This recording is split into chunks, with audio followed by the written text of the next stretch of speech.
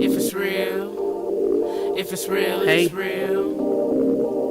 Stones.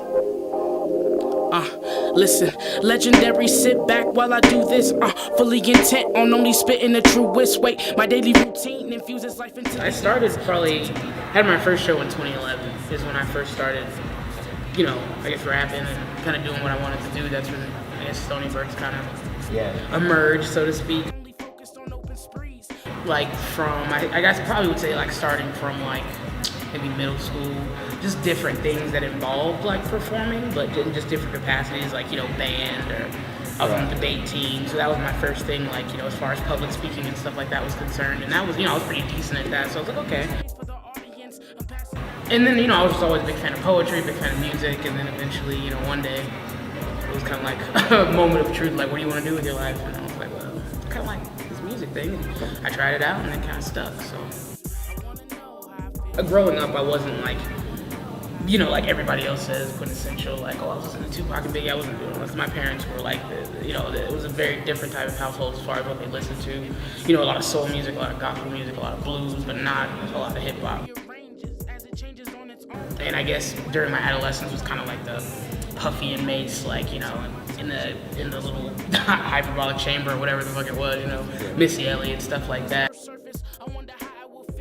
It was never something that I, grew up with, but then by the time I was like 16, I got really into atmosphere and rhyme sayers and really understanding like what hip hop was and all the different things involved in it, and how I loved so much of the music that I came to discover over time.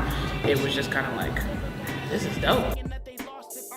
No, I don't think there's any other place I'd rather be at this point. Like, once I figured it out, it took a while. I was a late bloomer. Some of my favorite songs have like a very direct and like succinct, like, this is what I'm talking about, and you get the picture by the end of it, and it's like, some of the best songs, and you're just like, wow, like, how did somebody do that? And I think that's probably one of the major things that did appeal once I got into hip hop. I was listening to everything from, like, I'm a big like Frank Sinatra fan, you know what I mean, or like Etta James, or like B.B. King, or like, Eric Clapton, I like Michael McDonald, you know what I mean, I like Luther Vandross, and Anita Baker, and Anita Bynum, who's like a gospel singer, so it's just all over the spectrum, you know what I mean? I'm just a fan of the artistry of music, just in general, you know what I mean? There's country music, Johnny Cash, and Merle Haggard, and, even Hank Williams Sr., you know what I mean? Like, that type of stuff is still really, if you look at it, a lot of stuff is much simpler, but it still has the same principle, like the fundamentals that we all really work with as songwriters and artists. It's all kind of the same template. I like to look at how other people create and other people do things, and even though I make hip hop, that doesn't mean that. Because sometimes I'll go in to create a project and listen to nothing but, some genre that you wouldn't even think would like prepare you to make a hip hop album, but it can.